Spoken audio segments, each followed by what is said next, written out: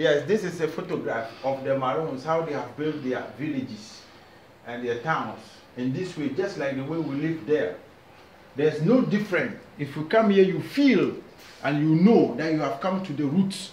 You understand? So what I'm asking each and everyone listening to me now, that wherever you are, there should be unity among us. I'm from Ghana, I'm an Ashanti. I've come here to be my people and they have received me. We have to have the interchange whereby we will portray the culture, establish kings and queens here in Jamaica, and they can come home and live with us. We can also come home, intermarriages.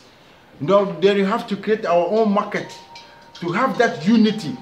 The preachers, the prophets have preached a lot. We have to practicalize it. That's why I'm here. So see me as an example that wherever you are, you have to come to the people and the people can come to us. Then the unity is achieved because unity is strength, and that is what we want.